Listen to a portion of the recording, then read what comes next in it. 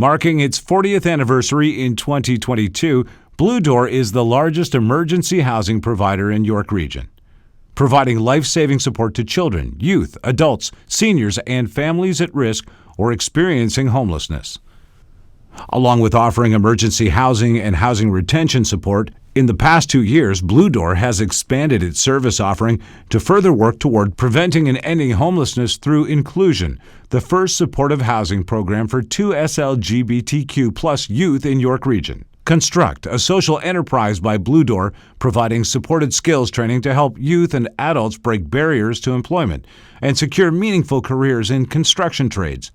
And launching in 2022, a health hub which will include a nurse and in-reach system navigator to help people regain the health and well-being needed to secure and retain permanent housing.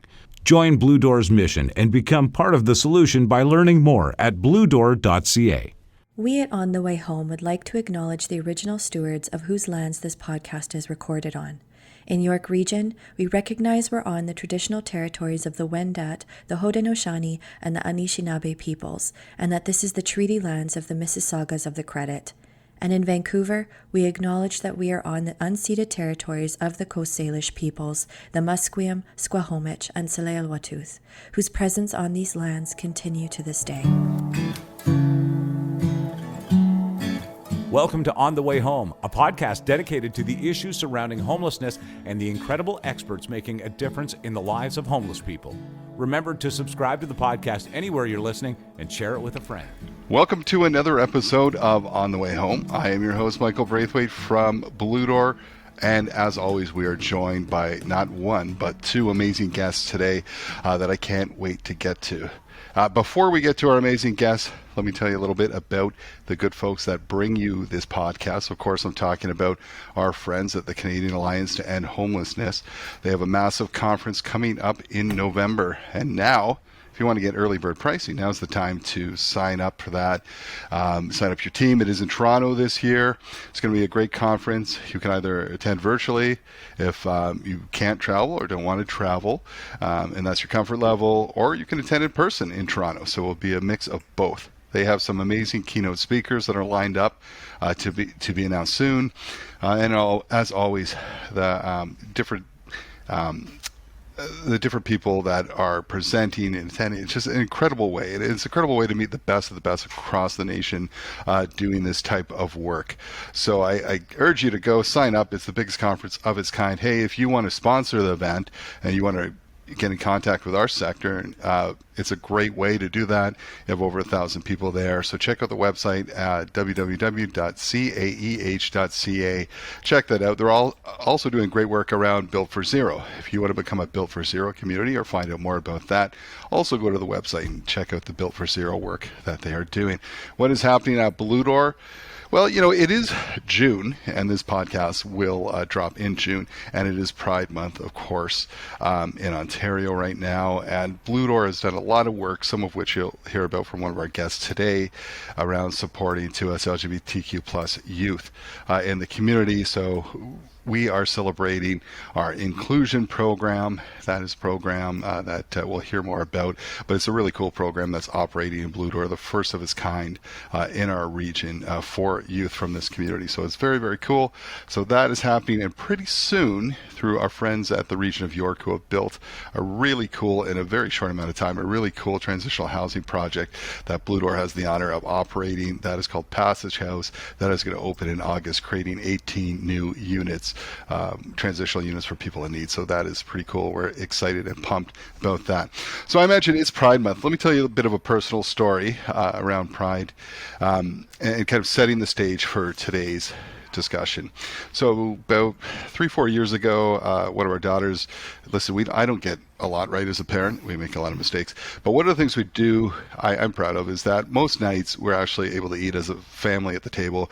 And about 4 years ago, we were sitting around at the table.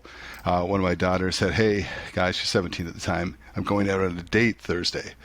I'm like, "Oh, that's cool." Now, our first concern always is, is this a nice person? Are you going to get hurt? Are you ready for that?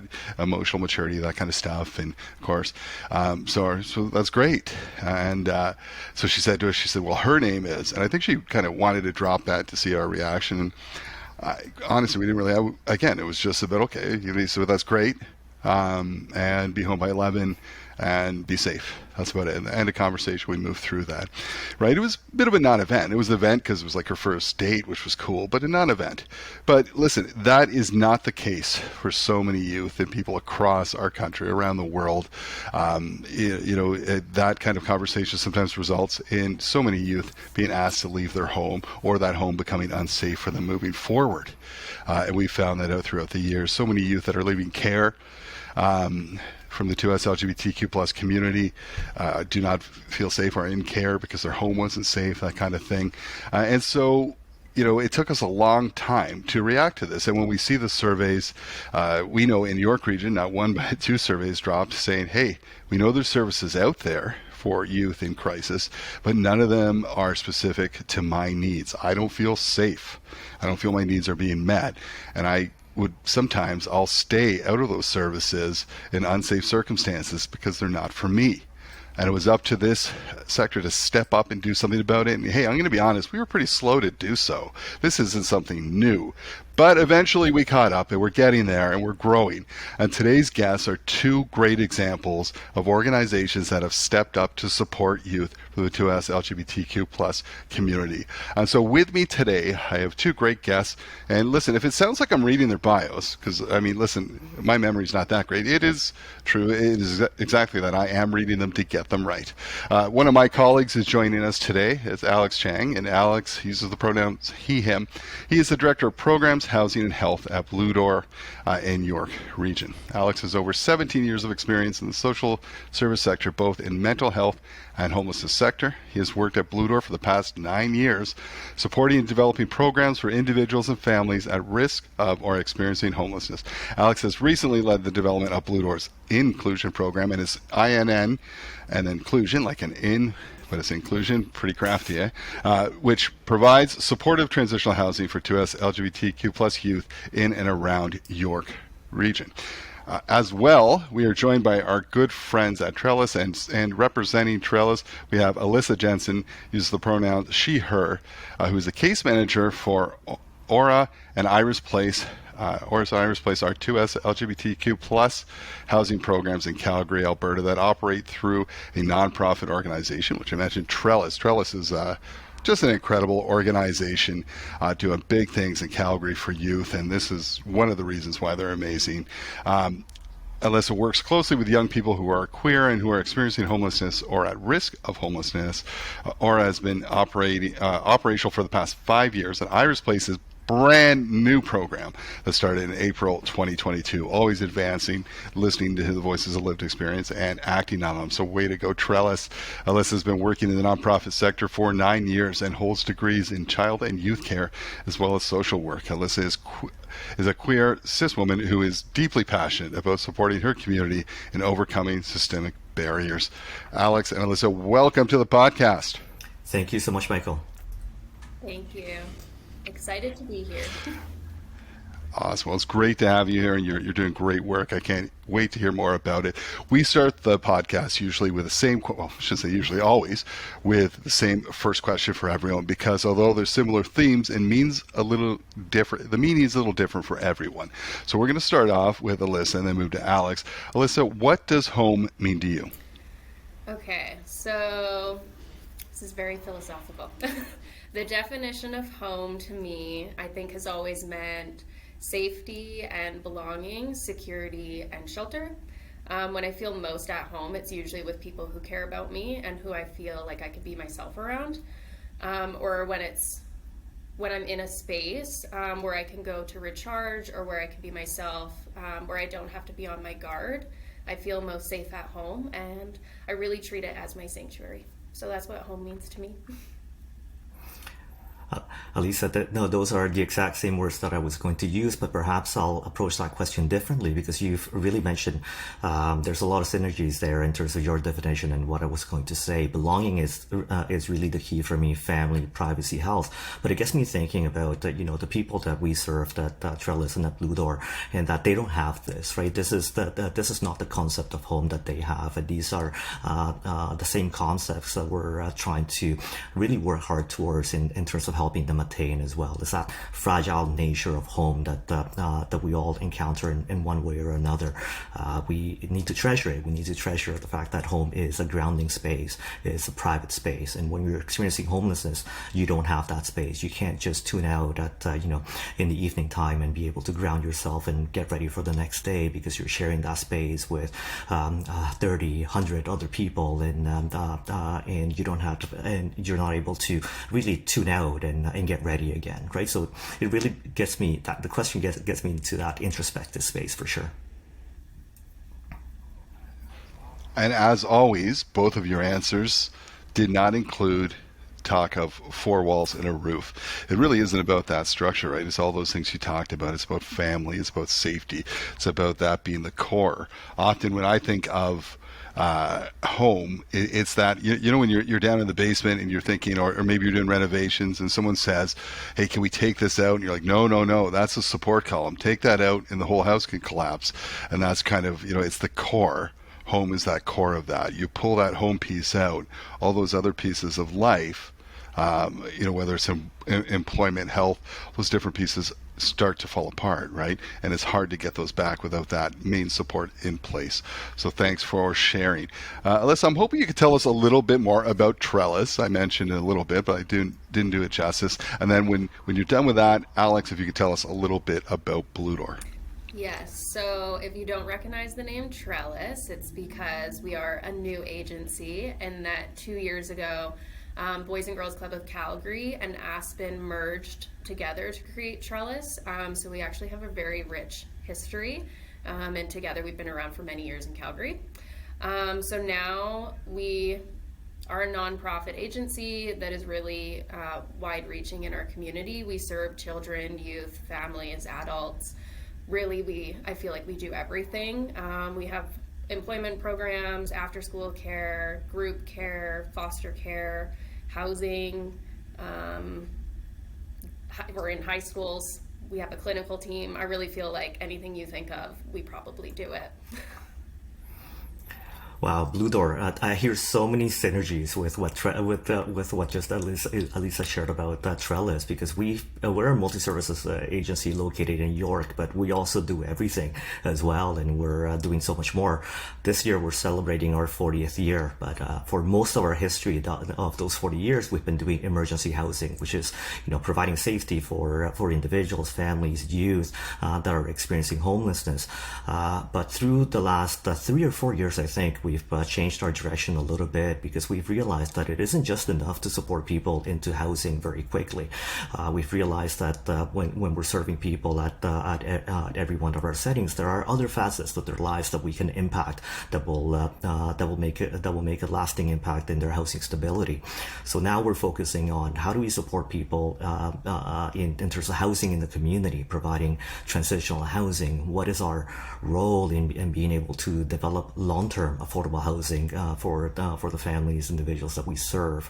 Health has been a big issue for us, right? There's that continuous intersectionality between homelessness and health, and just because they're dealing with a crisis when we see them at Blue Door at our emergency housing sites, it doesn't mean that health is a secondary consideration. I think it's a prime opportunity, I think, to have those health conversations and to be able to connect them back to the healthcare system. Employment and working with people to get on a living wage has been a focus with us as well through our social enterprise Construct, which is an amazing program that provides training for folks and allows them a direct linkage into the trades. All of that, I think, speaks to the fact that as providers, I think both locally and nationally, I think we're all starting to focus on innovation and creativity, right? We're being asked left, right, and center to do more with what we have, and we also realize, I think, through the story that I heard from Alyssa and Trellis and us at Blue Door, and that thinking outside the box is really the way forward. How do we do more? What are some of the gaps that we continue to see day to day, and what is our role at each of our respective organizations, communities, to be able to address these gaps? Thank you for sharing. Both organizations are awesome, doing incredible work. And I think what makes you even better is that it never stops. You never sit back and say, job done, because obviously there's still people in crisis, experiencing homelessness, in need of help, and you're always listening to those voices of lived experts, lived experience, who are saying, you thought you got it right, not so much. Here's what you got to pivot and do, and we listen to those, as we should, and move forward. So knowing that far too many youth who identify as being from the 2S LGBTQ plus community are experiencing homelessness across Canada, I'm hoping you can share with us a little bit about your programs, how they came to be, and Alex, we'll start with you and with the inclusion program, and then we'll move to Alyssa to talk about her awesome programs. Yeah, I mean, for us, as you said, I mean, the work never stops, and it's an ever-evolving conversations around identifying gaps and needs of people. In terms of the history of 2S LGBTQ transitional housing programs in York, it's been non-existent until last year. But the conversation has been around for as long as I've been in the field, and for as long as I've known you as well, Michael, right? We know that there's been many studies across the years that have identified this as a gap. I saw it myself when I was managing our youth shelter program at Kevin's Place, where we had youth that came in who identified as part of the community, but they were very reluctant in accessing our services because it just didn't feel safe. And how could it feel safe? I mean, our program is just a 4-bedroom house with 2 shared bathroom spaces, and even in those 4 bedrooms, we were putting 2 or 3 people into the space, right? That's really not the way to run a service, especially for youth these days. I think people realize that the privacy and dignity, I think, have to be at the top at the top end of that conversation. The 2 studies that were done here in this region were done by Seneca and CAMH, and they revealed things that really weren't a surprise to us. Youth that were identified as 2S LGBTQ plus, while they were overrepresented nationally in terms of experiencing homelessness, we weren't seeing them at our emergency housing sites because they were staying away. They were couch surfing, they were accessing, or they were staying in unsafe situations. And one of the things that I think you mentioned in one of our discussions, Michael, as well, is once you identify the gap, oftentimes as a group you start looking at each other to look at who's going to take that initiative in terms of stepping up and doing this. And really, there was no funding for this, but somebody had to do it. And I think we decided a couple of years ago, why don't we do this? Why don't we take a chance? Let's start with renting a house in a residential community, and run a program for youth. Make sure that we can rent a house with 4 bedrooms. Maybe it's a semi-independent living, and then see the program grow from there. Of course, there was a pandemic that we had to navigate through. We learned a lot in terms of having to work with landlords, but that was really the start of our journey. But I'm proud to say that a year and a half later, we have the first transitional housing program for 2S LGBTQ plus youth in York, and we're working with amazing partners like the Audette Foundation and the North Pine Foundation to continue to learn and expand the program, hopefully. So for Aura, I think similar to Alex, we were seeing the same thing in our shelters, that we were having a lot of queer youth coming through, that when they left the shelter, there was no safe and affirming places for them to move into. So one of our staff in particular, named Ryan, really spearheaded this 6 years ago. And a beautiful thing about Trellis is that when the frontline staff speak, the upper management listens, and they really hear what we have to say and what we need. So a group got together, put a proposal together. Calgary Homeless Foundation provided money to us, and we have been operating Aura for over 6 years now. So we serve 10 youth. We are a scattered site housing first model. So our youth are housed all over the city. And we use a harm reduction model. We use a trauma-informed approach when working with our youth. We help them find housing that affirms their gender identity or their sexual orientation. And we provide the necessary supports and resources so that they can build life skills, foster natural supports, and work towards building independence so that they can graduate from our program and exit homelessness permanently. And then for Iris, our newest program, our director, Kim, met with the North Pine Foundation, and they very generously gave us some money. And so since April, we have been operating Iris Place, which is a semi-independent living house for 3 youth, and then we have a supportive roommate who lives in the basement, and she actually used to be one of our staff in Aura and then transitioned over to Iris, so that was a really beautiful transition for her. Yeah, it's been slow progress, and we've had a lot of learnings along the way, but we're slowly building up the Iris program, and we're really excited to see where it goes. Yes, and we're excited about that too, Alyssa. I mean, and we're going to talk about learnings as well, because I think, as I said, you can start a program, it doesn't end there. We always have the best intentions, but sometimes there's some tweaks and different things we have to do, or things we thought were going to work that don't. Is the nature of the work we do. You talked a little bit about it, but we want to understand, like, so, for the sector that might not say, like, we've got a lot of different services. Why do we have to have specific services for 2S LGBTQ plus youth? So can you talk about why the need for programs like Iris and Aura, and what are some of the biggest challenges facing queer people in Calgary? Yes, I could talk about this forever. So there is a huge need for programs like this. As the research shows, 4 in 10 people who are experiencing homelessness are a part of the queer community, so that's a big representation of homeless people. And we're finding that these individuals are facing increased barriers when it comes to housing, employment, income support.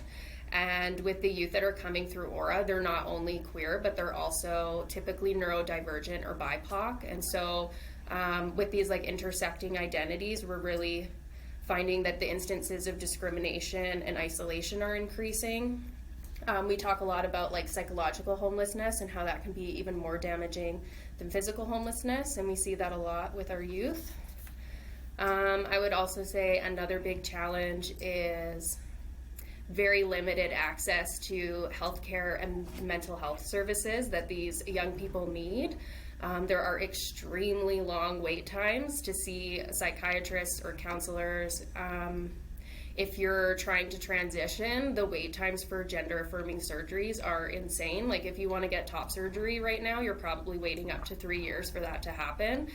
And if you want that to happen, you also have to be in safe, stable housing so that you have the aftercare afterwards. So there's just a lot of pieces that go into transitioning.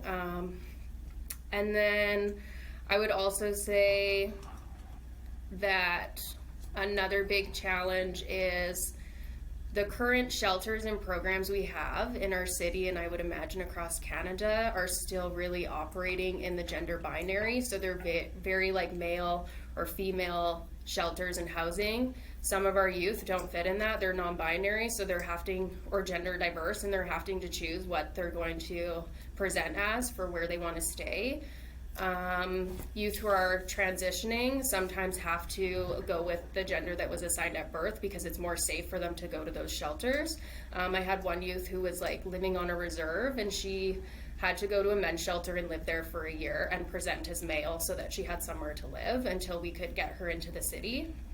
So I think there's a lot of psychological pieces that go into being trans and living on the street and trying to access services that a lot of cisgender people aren't considering. A lot of our systems are very cisnormative and heteronormative. We see a lot of policies and procedures that are really, really harmful to our youth. And I know people are trying their best and they don't realize what they're doing. So I think a lot of our work at Aura is also informing the community. We've created a lot of trainings at our agency that we give internally, and we're hoping to expand externally so that we can really start to break down some of these systems so that it's a safer place for everybody to be accessing services. Yeah. I'll wrap that up there. Probably. No, that's listen, one of the things I love, Alyssa, about this podcast, selfishly, is I get educated every time. by individuals like yourself. So thank you for that. I learned so much. And I will have questions later off camera just around some of this stuff, but it's incredible. That education and awareness piece that you build up, we always hear themes of that whole safety, if I'm going to get healthy and all, and so there's specific needs there. Alex, do you have anything when you look at, is it that different across York Region from what Alyssa spoke to in terms of what it looks like and the needs of It's youth? not that different at all, Michael. I think I hear a lot of similarities, and I think it goes down to having services that are accessible to youth, right? As we mentioned before, and it's been the theme. Safety is one of the main concerns. Services are typically traditionally separated into genders. So how do we break out of that? How do we design programs that are less barrier for people to access, for example, and supportive and supporting that sense of growth and belonging for folks. And let's talk about that setup. You start touching on that. It leads us well into the but we'll start with you, Alex. And so you get this funding, and you know the needs there. Where the heck do you start? Like what things you have to take into consideration before trying to get it right out of the gate? I think right out of the gate, the first piece is engagement, right? We have to engage with the population of the folks that are going to be hopefully benefiting from the program, the service partners as well, the community. For us, it was a little bit of a weird time, right? Because we decided to undergo this journey in a pandemic. We needed to try and find a space and get a landlord on board. So it took us a while to be able to find a space. But even when finding a space, we wanted to make sure that it wasn't that it was a space in the residential area that wasn't going to put people's safety at risk, for example. And it was going to feel like what we talked about at the beginning, that it was going to feel like home, right? And what would that model of service be, right? Being realistic in terms of what we're able to be at this moment with the resources that we have, right? At the same time, taking into account what we want to be in the future as well. So settling in the model of service of providing youth with a space where they can be semi-independent, where they have a peer youth mentor that's going to be able to that they're going to be able to relate to, that they're going to be able to get guidance from, and that they're going to be able to get some navigation from. And I hate to mention this again, but it's really around creating that home environment and creating and fostering that sense of independence and belonging. And of course, it's about working with partners and communities to make sure that the word is out there, learning from programs like the programs at Trellis, like Pride Home in Winnipeg or Sprout House in Toronto, and being able to get all the knowledge that we can from all the research and sharing that knowledge as well. Yeah, thanks for that, Alex. This is funny. You mentioned something key there, is that, hey, reach out to others like Trellis, who kind of, and Alyssa, you really got the ball rolling in the country around this. And then, we looked to Sprout House, and I remember talking to Dr. Alex Abramovich, and he was saying, look, learn from us. Here's all the things we did that we wish we didn't.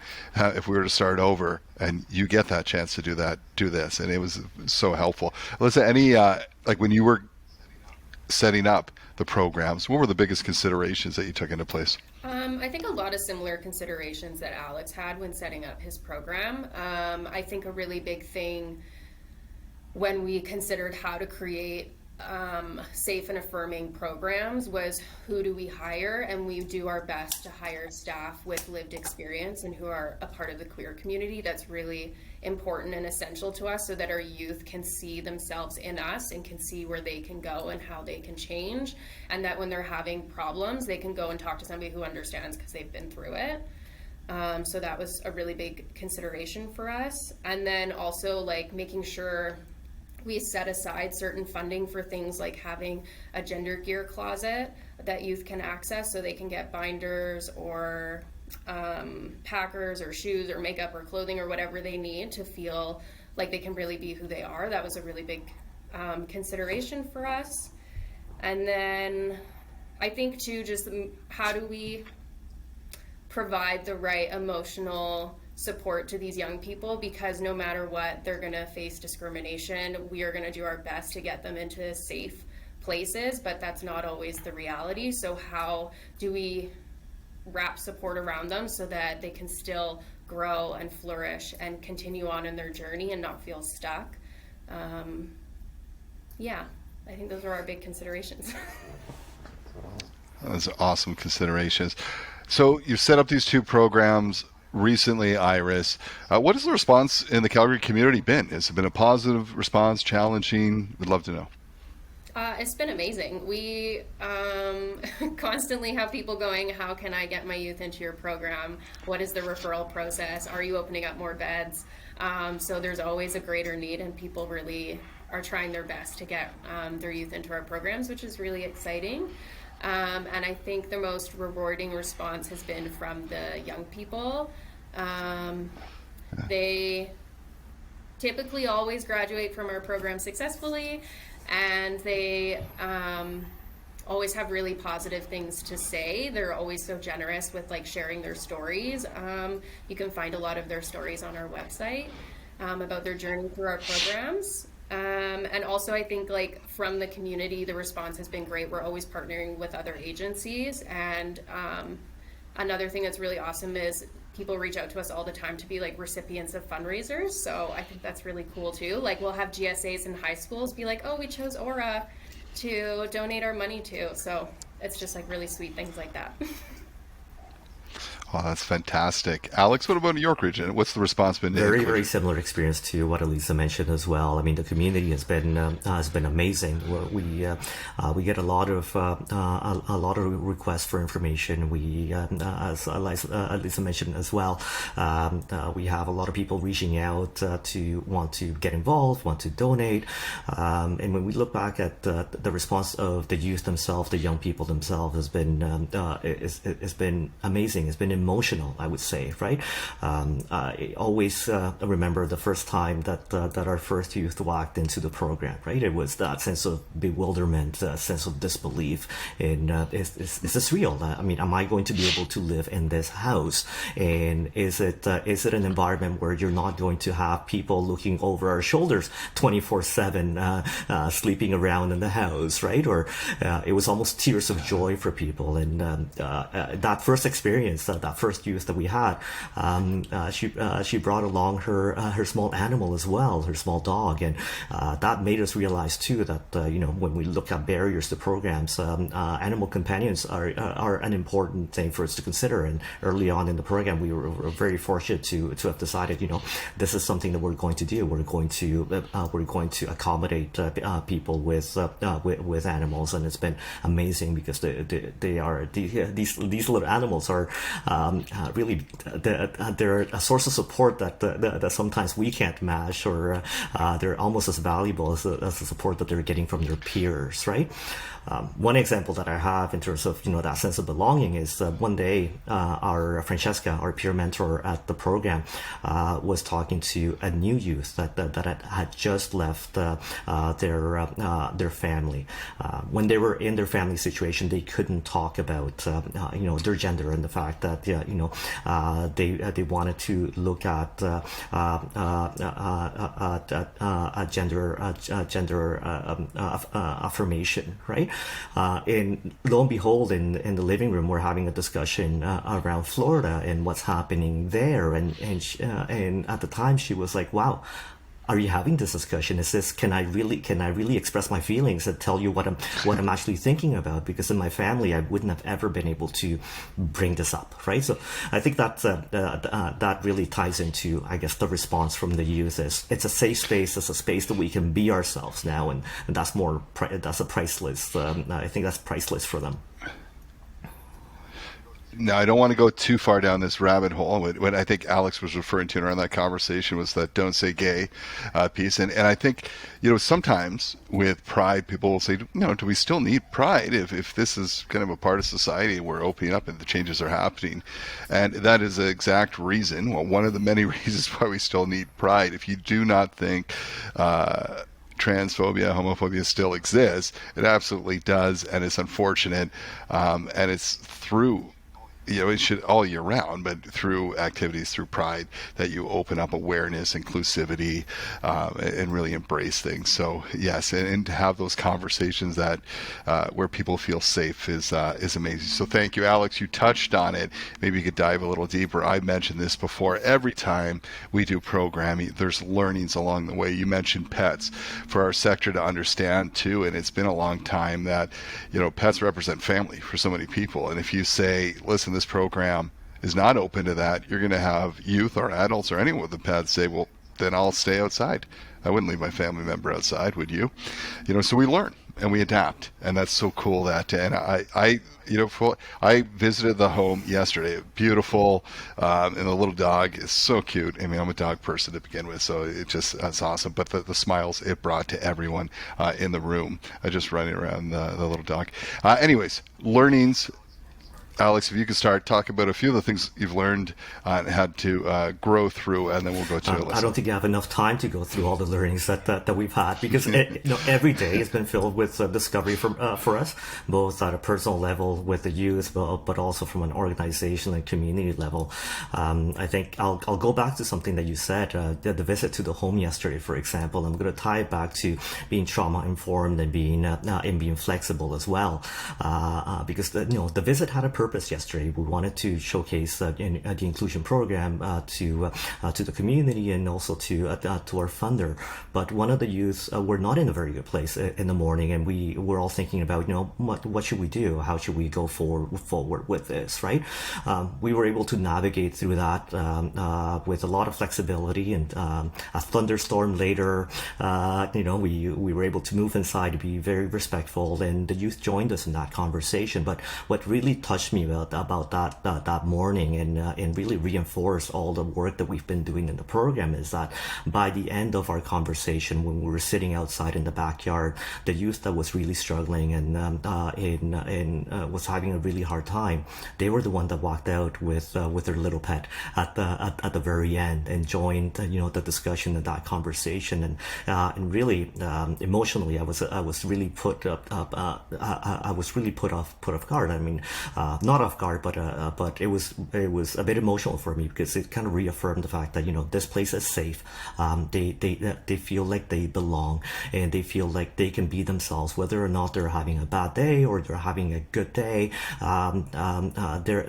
They're just able to just live their lives. So I think that's part of the learning, that flexibility, that being able to meet people where they're at. Alyssa mentioned harm reduction as well, and that's something that we're always considering within each individual as well.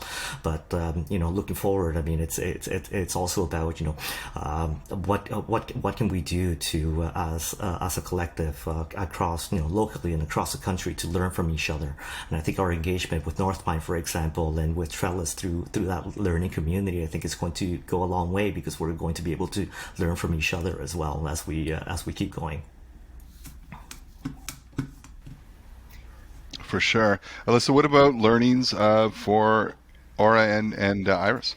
Yeah, I would say Aura, we had a really big learning experience in the beginning because we started out as a host homes model. A lot of places across Canada still think that we're a host homes model. We haven't really been able to get out yet that we're scattered site. But we learned very quickly with the youth coming into the program that they preferred independence, and that they sometimes had just come from a family environment that didn't work, so they didn't want to go back into another one and try it out again. So we changed our model and listened to the needs of the youth, and now we're scattered site. Iris Place has also been a learning experience for us. We designed it as a semi-independent living environment where the case manager would be there like maybe 3 days a week, and then they had the supportive roommate. But with the referrals that we're getting, we're really seeing what we think are like the long-term impacts of the pandemic on complex mental health. The referrals are more complex than we had anticipated, so we're already like talking about how to increase more supports and really meet the needs of the youth, and it probably won't be as independent as we had anticipated. but that's okay. I think that's the beauty of like starting a program, is even like 2 weeks in, you're already like, oh, okay, this is what we have to change. This isn't going to work the way that we had imagined it was going to. And then I think another big learning, particularly when working with the queer community, is how to foster a sense of community, especially in a scattered site model. So we have like a youth group. We don't run it right now because of the pandemic, but hopefully in the fall we'll be running it again. So we run a youth group 2 evenings a month, where all of the youth, or any youth across our agency who are queer, can come and spend time together and do activities or build life skills. And we learned through that like the youth really flourished. They found friends, they found community, and they weren't feeling as socially isolated. So, yeah. Awesome. I love what you're saying. I mean, these programs are fluid in a sense, that always changing, right? Because the needs change as well. You have a pandemic, mental health needs, different needs come out, like it just more and more less independent, as you're saying. So very cool that you're flexible in that way. So we are not all the way there. We're not saying, hey, we've got inclusion, we've got Iris, we've got Aura, and job done. Like this, there's still some huge gaps that need to be addressed. I'm hoping that, Alyssa, we'll start with you. What are some of the gaps you're seeing that you hope to address in the future? And Alex, if you want to add on after, that would be great. Some of the gaps I would say we're seeing in Alberta is that we need more affirming supports, not just tolerating. We really need places that accept our youth for who they are. I think one gap that we've really noticed over the last year, and that we're currently pushing for in our agency, is increased family and natural support for youth, because the really big narrative that is put out, I would say, by the media, is that when you come out, your family is going to reject you. So these young people, I was one of the young people once. I thought my family was going to leave me. They didn't. But there is that fear, that inherent fear, and we see it in our young people, and they come out and maybe their parents initially don't have a great reaction. So now the youth is like, oh my God, I can't be here. I need somewhere else to live. They start couch surfing. And then they get referred to our program, and they're only like 15, 16, 17. But really what they need is a family support worker that can talk to the parents, help them process, and divert the youth from homelessness and keep them in the home, and just provide some like emotional support for the family, because it is a process for families to go through when somebody comes out. So we're really pushing for that, because we would love to keep mostly our under 18s still at home, still with their families, because when we take them and put them into scattered site, we're actually increasing the vulnerability. They're at risk for so many other things that they weren't at risk for when they were living with their families. So I would say that's one of the biggest gaps. We're slowly trying to change the narrative that coming out is still scary, but it doesn't always mean that you're going to be rejected by your family. Yeah. You know, it's funny, but like I always say quite often that we don't deal in after school specials, right? It's a process. And as you said, like sometimes you got to give the parents a beat for them to understand. It's not rejection. It's just unaware, I don't know. I have a ton of questions, and you can work through that. You're right. The best place, this is in foster care too. They always say, if we can, we want to keep youth, we want to keep young people with their families, right? The last case scenario is too, and what you're talking about too is diversion and prevention too. Is like going into the shelter system, into this system. It's a slippery slope. If we could prevent that and keep families together when it's safe, and I hear you saying that, and when we can, we absolutely want to do that. So very cool. Alex, what are you seeing as some of the gaps or some of the things that you have said, hey, we've seen this, either us or our partners, we want to work with others to address we've touched on a little bit of this already, but I think demand is going to be a gap for us. I mean, we're a small program that serves 4 youth at this moment and semi-independently. I mean, Alyssa mentioned that this earlier around the support the youth need. What we're finding is that not everyone will thrive semi-independently as well, right? And one of the things that we're looking at is how do we fill that gap? How do we also design a continuum to inclusion solution where youth that need much more support can also be served, and can also be served in a way that that they can access, much more intensive supports than we're able to provide at this moment as well. Because it's a bit of a continuum, I think, for us, right? Mental health, of course, is a big theme with youth, but with every population as well. Is how do we ensure that the youth are able to access the mental health supports that they need, gender affirmation, healthcare supports. How do we work within our local systems to ensure that that those gaps are closed up, and that we don't have to wait years on end to be able to access services, for example. And for us as a program, because we're so new, continuing that outreach in the community so that people know, at least here in York, that we're here, right? And hopefully, as we grow, we'll have more spaces that people can access as well, and meet some of that demand that we're seeing. Yes, and I hear you both with hopes for the future, growing, filling those gaps. It's so cool. Listen, Alex, if people want to find out more about Blue Door and inclusion, where do they go? They can come to our website, bluedoor.ca. They can email us directly at info@bluedoor.ca, and we have we have a social media presence as well, Blue Door support through Facebook and Twitter, and of course listening to this podcast as well, right? So yeah. Very cool. Alyssa, what about Trellis and your wonderful programs? If someone's listening from the sector and says, I want to duplicate that program in Yellowknife, how do they check it out, find out more? Yeah, so you can check out our website at growwithtrellis.ca. All of our programs are on there, and our contact information is on there. We also have a Twitter and an Instagram that's Grow with Trellis, so I encourage everyone to look at those. Very cool. Well, thank you so much for coming on today, for taking the time, for your leadership and making sure these programs are serving to us LGBTQ plus youth. We know that when we do point of time counts, most of the time it's 25 to 30% of people experiencing homelessness, especially youth, identify as being from the community and with different and specific needs that we need to address. You are doing that work, and it is so appreciated. Thank you so much for taking the time to come on the show and for the great work you do. Thank you so much, Michael. Thank you. Awesome. Well, hey, we always are celebrating Pride at On the Way Home year round, but we want to bring special attention, of course, during the month of June to all the great work that's happening. We're not done. Even when we look at Blue Door, one of the things Alex talked about is, we have youth that come into the program that we actually can't serve because their needs are higher. They need 24/7 attention. They need more of an emergency type of program, and that doesn't exist. So that might be our next step, right? And we just never say, hey, we don't have the resources, this is a need, let's figure out how we're going to do this. And that's what I love about my team.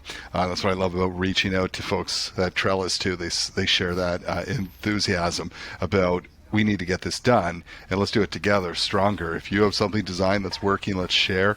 And you see that collaboration worldwide around some of these issues. It's incredible. So happy Pride, everyone. I hope you really enjoyed this episode, and if you want to find out more and maybe start up your own housing and support programs for 2S LGBTQ plus youth or seniors or adults, reach out to Alex at Blue Door or Alyssa at Trellis. They can absolutely help guide you, and let's continue this work throughout the country and make it consistent and learn from each other.